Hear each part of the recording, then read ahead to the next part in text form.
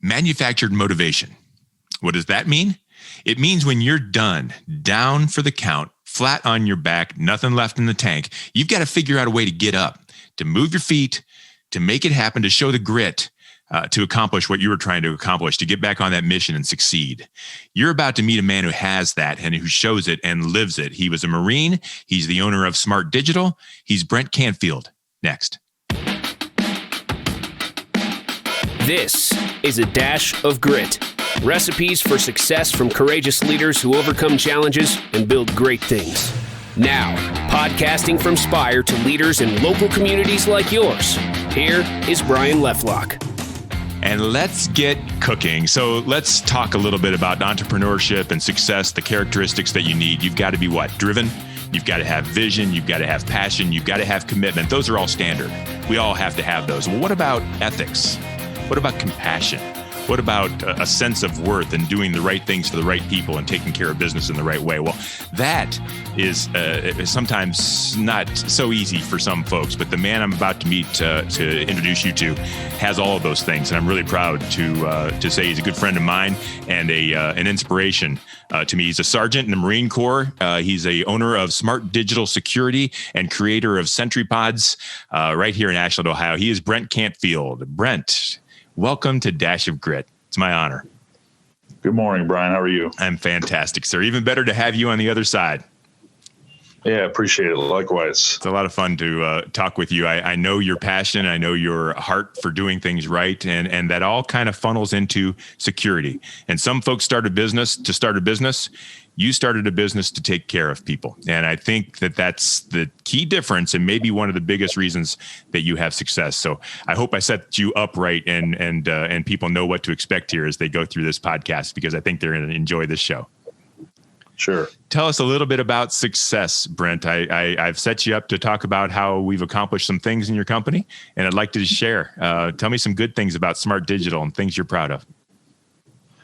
I think the thing that really defines Smart Digital, Brian, is that we're an integration firm. We integrate and we design solutions that protect people from, products like access gate systems, surveillance systems, camera systems, burglar systems, intrusion.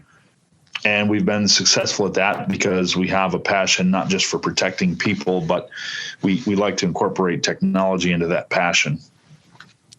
And why are you so passionate about this? Why did you start this business? What drives you to the success you've accomplished? Well, to be honest, Brian, that's kind of an interesting question, because I spent 12 years in the Marine Corps. The Marine Corps was basically my life. I was at the time I was in the Marine Corps. I was a career Marine, but I decided to totally get out of the Marine Corps. I left active duty in 2003, and then I went over and rejoined the Marine Corps in the reserves.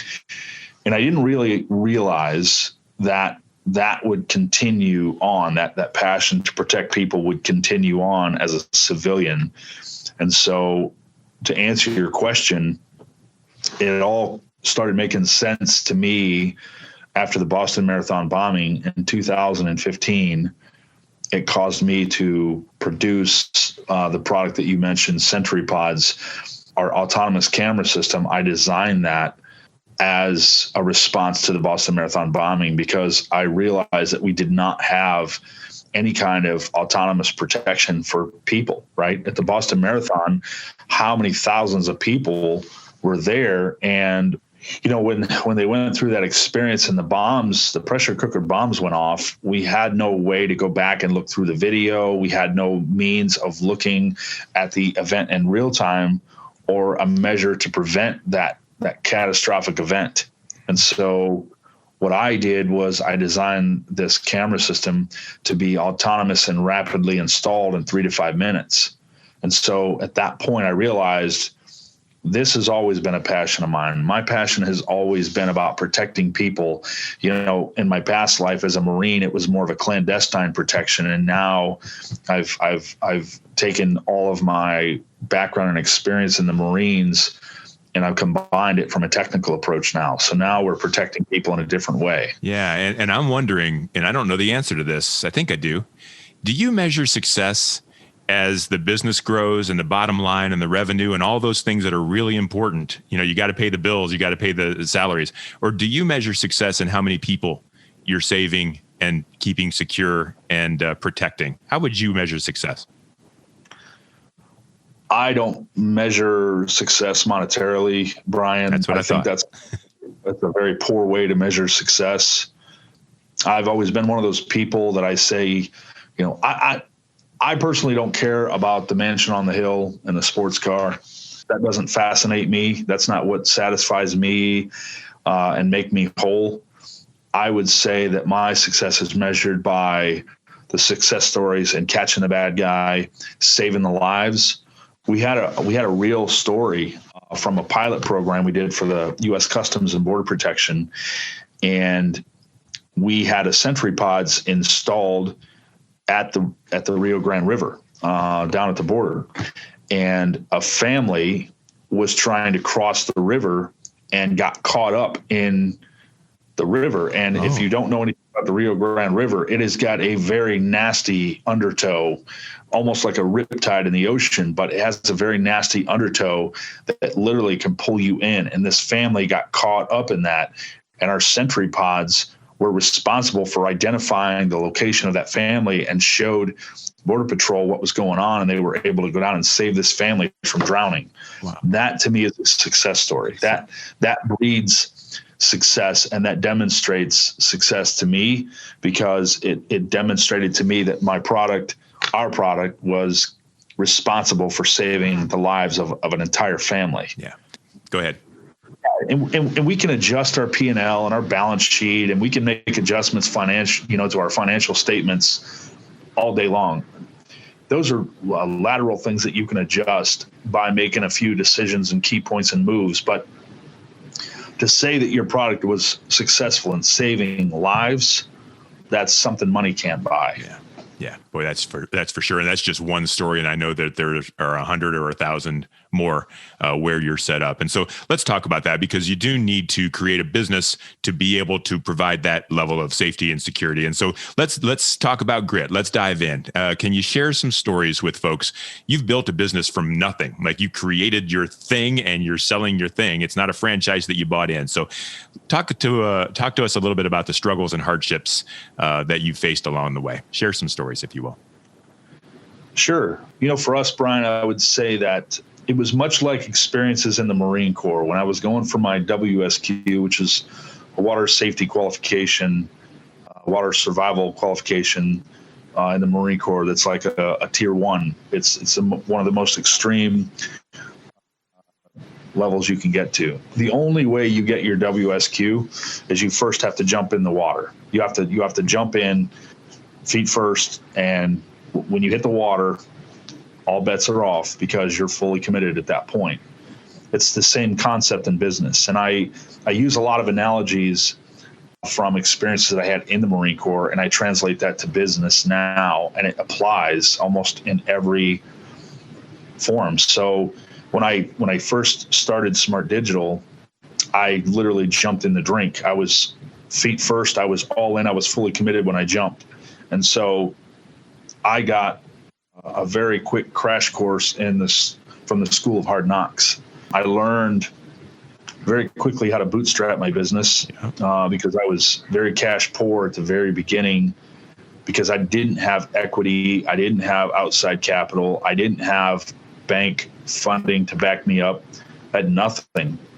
And literally, for the first 3 or 4 years, our payroll was derived from customers paying. And so I couldn't make payroll until a customer paid. And I can honestly sit here right now and say that through all the prayers that I cast out, to God, God made it possible for me to make payroll every single payroll period. Mm-hmm. And that's a conversation all of in itself. But what's that like, Brent, when you can't, the night before payroll or the week before payroll, and God shows up when he needs to show up and when he wants to show up. What's that like, knowing that unless something changes, you're not going to make it? What's that feel like? It's prophetic for me to say, this is the truth. I recall, and I still remember definitively, a couple of those payroll periods, our check didn't show up until the day of payroll. Wow. And I literally zipped down to the bank, deposited the check, and then wrote the checks to all my employees the same day. People could say that that's, maybe that's a little exaggerated, but that's the raw and true facts of how I bootstrapped my business to begin with. And so for me, my faith and prayers carried me through all of that. It's almost like, when God spoke to Moses, at the Nile River, and he told Moses to put his staff into the river up to the very point of literally defying the Pharaoh. That's the truth. I mean, literally, I feel like at that point, I felt like Moses, like I'm literally stabbing my staff in the Nile River the day of. Yeah. And that happened a couple of times. You mentioned that. Was there ever a point in the infancy of this company where you're like, I can't keep counting on, this thing to happen and show up? Was there ever a time where you just kind of wanted to pack it in and say, look, this just didn't work out? I can honestly say that I never had that thought. Good. In fact, I had a fellow who was part of my company who told me that I should consider bankruptcy and I should fold. Oh. And I said to this person, if you ever say that again, you won't be working here. I don't quit. And I refuse to give up. I got that mentality, as a kid. I got that mentality as a Marine. There's no such word as retreat in our dictionary, because it's for many reasons, Brian. It's the unwillingness to quit or give up. It's tenacity, and it's raw. I mean, let's face it, tenacity is a raw thing that a lot of people don't like to talk about. The grit, the very thing that you're discussing, Brian, is a topic that a lot of people just aren't comfortable talking about. They're not comfortable with getting uncomfortable, and you have to be unwilling to quit. Period. End of story. There is no contingency plan. There is no alternative plan. This is our plan. Yeah. And that has to be pre-programmed in your brain. Almost like when you decide to commit your life to marrying someone, you have to be pre-programmed that this is the one person you're going to be married to all your life, and you're never going to have an affair. You're never going to cheat on this person. If that's not pre-programmed in your mind, you're susceptible and vulnerable, to going down that path. And in business, if you don't pre-program your mind that I'm not going to quit, well, then you might be looking for the back door. You might be looking for an alternative plan, or you might be looking for a contingency plan as a backup. Yeah. And if that's your moat, if you don't burn the ships per se, as they say in every business book you read, if you don't burn the ships, then you might want to retreat when things get hard. Yeah. I'm not saying it never got hard. It got hard a lot of times. Many nights that I didn't get sleep and I tossed and turned, but I never thought about quitting. Yeah. Good for you. And that willingness to continue on with, and knowing that direction is the right one, knowing that that's your mission, that you have to take your analogy, you have to take that hill, you got to go. What has that led you to? Like, you can look back to those days when you couldn't make payroll or almost couldn't, but yet you trusted. That opened up doors, which allowed you to perhaps go to the next hurdle that you had to accomplish. But how did that move you forward? It moved me forward, Brian, because I read a lot of scripture in the Bible, and it tells us in the Bible that God will always make a way. And to me, when I read the scripture, that's a promise to me, because I take God's word, at its value. If you just keep going, a way will be made. A way will be made. You will have options. Listen, if things happen, bad things are always going to happen. But if you just keep going, you'll work through it. But if you quit, you'll never know, because you quit. Yep. You'll never know what the end result was going to be. And I can tell you through experience, many obstacles that were presented to me were catastrophic and earth-shaking could have potentially shut down my business. When you don't have cash, much like combat, if you run out of ammunition in combat, you're in trouble. Yeah. In business, that translates to cash. If you're in business and you run out of cash, you're in trouble. Yeah. You can't make payroll. You can't buy your equipment. You can't pay for services. You can't pay suppliers and vendors. You're in trouble. So you never want to run out of cash. But when you get up against the fence, because this bill has to get paid, that bill has to get paid, you have to make payroll, and you don't have any money, if you just push through it, things work out. Yeah. Because you're either alive or you're dead, right? You're either going through it or you're not. It's interesting. I just shared with my daughter the other night. I was sitting on the floor and she was going through some things, as a 16-year-old girl will do. And I said, honey, as I sit here right now, 54 years old, and I've gone through a lot. There's not a single problem that hasn't been solved, one way or the other, just by going through. It either went well or it went poorly. I'd like to do it again. Doesn't matter. That's yesterday's problem. And I think that's a similar thing. Just keep on moving, keep those feet rolling. And so you were able to move into this place in your business. And I know small business, cash is always a problem. And so it may or may not rear its ugly head. But what other, as you achieve some success, what were some of the hurdles that kind of threw a Muhammad Ali hidden left at you and knocked you back a little bit? Several occasions, Brian. I mean, I remember at one point we had used the bank to build, I'll just say, a covert vehicle, right? And we were really strapped for cash at this one particular period. And I remember the bank sending a repo vehicle to come pick this vehicle up because we hadn't made payments. And it was bad. I mean, at that point, we didn't have money, we didn't have extra cash, and we were not able to make payroll without being paid first. So we were very cash poor. I just remember that being one period. And so I had to, contact the bank, and I had to negotiate terms with the bank, and it all worked out. And to this day, I can say that we pulled through that. That was one of the periods. That was a very dark and gloomy period that we went through. But looking back, I mean, I say now, I'm glad I didn't quit or give up at that point, because things were tough, but I pulled through it. And by being glad you didn't give up, is it because you had a vision that said, if I can just get through this thing, that other thing that I want to accomplish is just on the other side? I've just got to get through this. Or was it just another thing as part of the daily grind? Like, how do you see some of these issues? Is it just a thing that just keeps on coming? Or is it just the last thing to get you to the glory that you see on the other side? You're going to have many battles to win the war. And you've got to continuously win the small battles to win the war. Yeah. A lot of people talk about, this one or two things that you can do to be successful. And, these, I just call them the get rich quick schemes. There is no easy way to get rich. There is no easy way to make a lot of money. Some people's definition of rich is different than others. Again, mine is not monetarily. I get my success from the families that I feed, the people that I save, and the people that I protect. Yeah. And so I say that it's winning the battles. You've got to have a short-term and a long-term strategy. It's good to write a business plan for your business, a 5-year plan.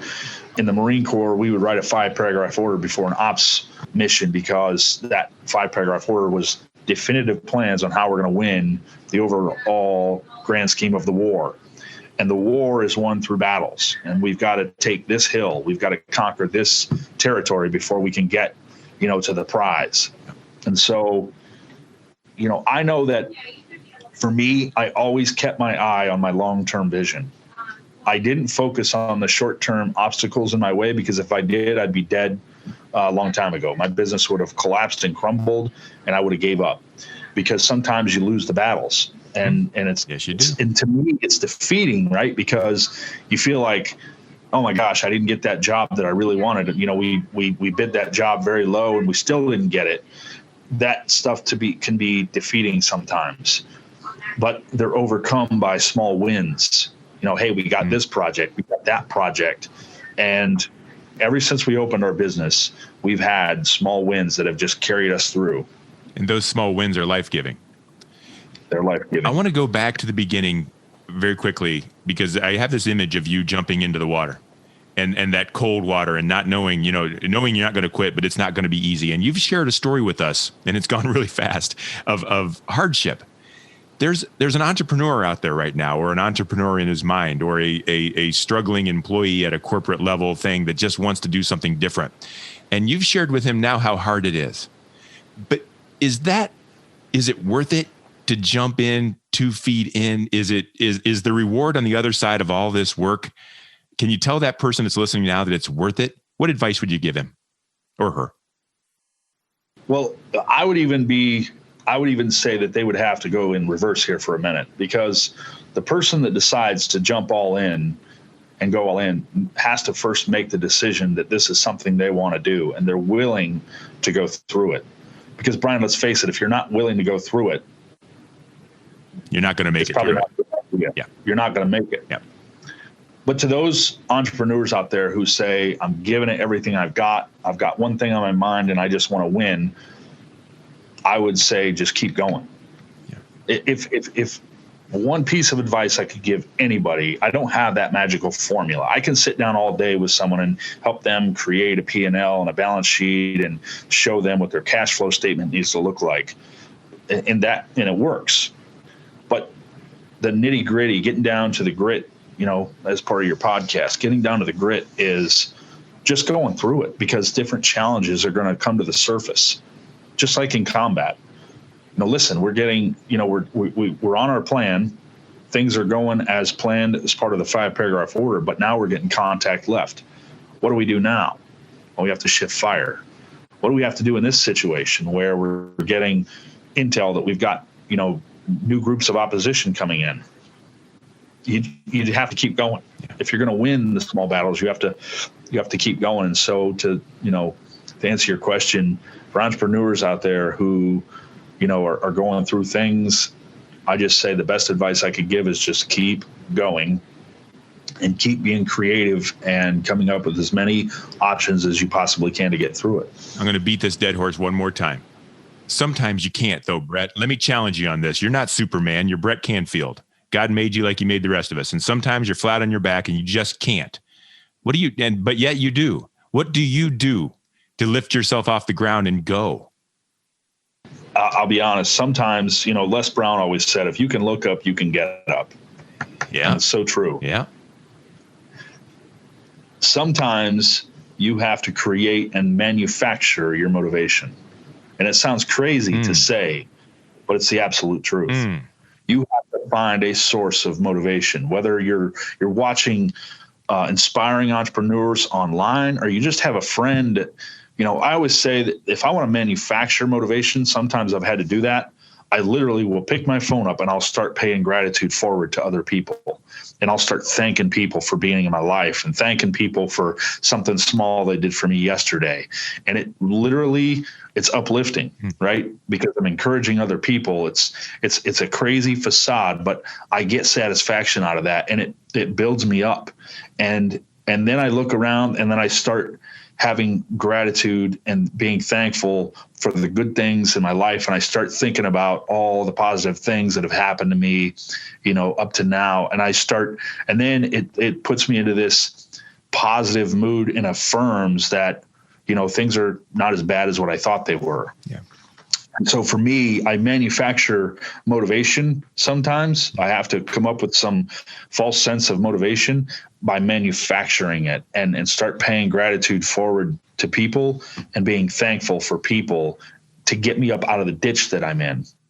Manufactured motivation. I had to write that down. I think that's an amazing way to look at life when it gets a little bit tough, and business is tough. So let's talk about business real quick. Moving forward, I'm interested in what the next challenges, the next hurdles, what you see as the conflicts moving forward for Smart Digital. What are we trying to accomplish here that are going to cause some struggle here? Yeah, I see you laughing. Let me just question. Talk about No, I mean, it's a good question. Talk about the temperature of the water across the board. That's going to affect everyone. I mean, I think right now we don't even know who our next president's going to be. There's so much rhetoric about all of that. And the racial tension, the civil protests that have been going on. I think that affects our economy as a whole, right? Sure does. And it's the ripple effect, right? It affects some industries more than others, and some not so much. But as a ripple effect, it's eventually going to affect everyone, right? The global economy, because on a national scale, the U.S. makes up a very large portion of the global economy. I think that for me, challenges going forward is, where are we going to land? How's the plane going to land politically? Who's our next president going to be? Whether President Trump concedes the presidency to President-elect Biden or not. And I don't advocate for President Trump or Joe Biden, but I just say that, man, that's going to affect everyone. Yeah. And I think everyone's just kind of waiting to see and anticipate how the plane's going to land. Yeah. And figure out what to do next, and what hurdles that whatever that next step is are going to create. And it does. Very good. Hey, there's a couple things I want to share here with our listeners. Folks, this is the reason I do this podcast. The inspiration that Brent just gave us of being down and coming back, and being down and coming back again and never quitting. That's what I want you to understand. And if you are more inspired today than you were 20 minutes ago, then that's success. And Brent, I thank you for sharing that story. I hope that it was inspiring to everyone as it was to me. Sure. And I want to share one more thing. Brent, your service. And I share this for all the veterans out there. Regular people like me, when I say regular, I mean that you are extraordinary. I didn't serve in the military. I didn't serve. And so it just didn't happen. So when people like me come up to people like you, I think we don't know what to say. And so we say, thank you for your service. And I want you to know that every single time that I do it, and every single time that anyone else does it, if it sounds like, that's just one more thing that people say, it's not. We just don't know how to share our gratitude to you. And that's the very best, I think, that we can do. So I want you to know that. Sure. I appreciate that, Brian. And that means a lot to me. And I think I speak on behalf of all veterans. We do it because it's what we're called to do. And much like a doctor, much like a dentist, it's their calling, right? And I'm proud of people like you, and I'm proud to serve patriots, and I'm proud to serve people who aren't patriots. That's what America is all about. Well, isn't that the truth? And I tell everyone, not everybody wants to be a Marine, but anybody could be a Marine. It's all in your brain housing group.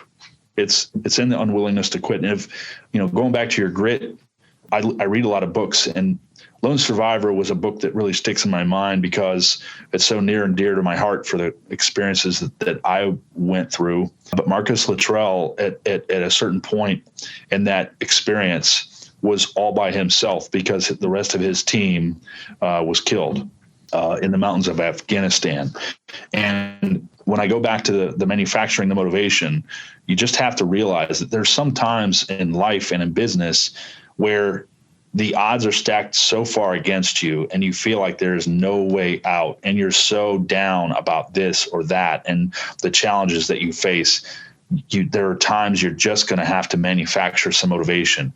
Marcus Luttrell had to manufacture motivation in the mountains of Afghanistan. It's a fact. He had to figure out that there was more, that there was something beyond him just giving up in the mountains of Afghanistan, that there was life beyond that. Although he lost his entire team, he had to remember that he had family back in Texas, and he had sailors and he had shipmates, in the Navy that he wasn't going to quit or give up on. And so at that point, and I'm sure he would agree to this, he had to manufacture the motivation to get him through those situations. And it's the same in business.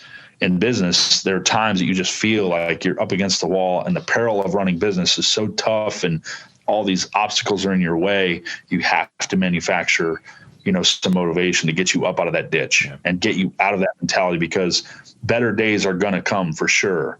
And it's always so fulfilling. I got hair standing up on my arm right now in the back of my neck, because better days are going to come. The sun is going to shine again, and you are going to be victorious through those small battles, come hell or high water. And you just have to keep that mentality. Don't ever lose that mentality. You'll get through it. Don't ever quit. Brent, if someone wanted to reach out to you, an entrepreneur, someone who wants to decide whether they're jumping in feet first, someone who's ready to quit, maybe a veteran wants to share stories, how would, or someone at a school or a healthcare facility or anywhere that needs some quick security and take a look at these Sentry pods, how would they get in touch with you, Brent? We have two websites, smartdigital.net and sentrypods.com. And obviously there's contact forms on there that you can, fill out and reach out to us at Smart Digital. And I'm happy to, collaborate with other entrepreneurs or other people. Great.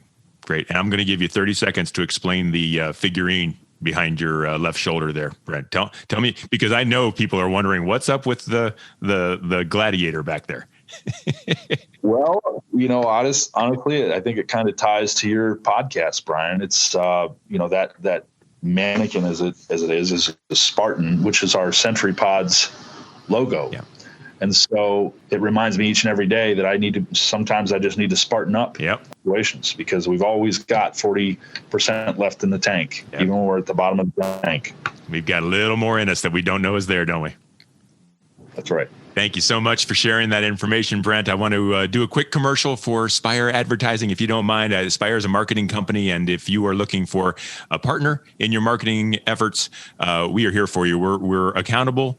We're responsible for the good and the bad, and we will share all of that information with you to help you do better and accomplish more results in your marketing. If you're trying to reach us at all, we're at spiread.com. My email is brian@spiread.com, and you can find me also on LinkedIn. I am Brian Leffelock, Director of Sales with Spire Advertising. Thrilled and just over the moon about our conversation here, and I'm excited to go manufacture some motivation in myself. Brent, thank you for being a guest on A Dash of Grit. You're welcome, Brian. I appreciate it. Thank you so much. Thank you. And thanks to everyone else out there for tuning in. Now go show some grit for yourself and win the day. This is A Dash of Grit. Recipes for success from courageous leaders who overcome challenges and build great things.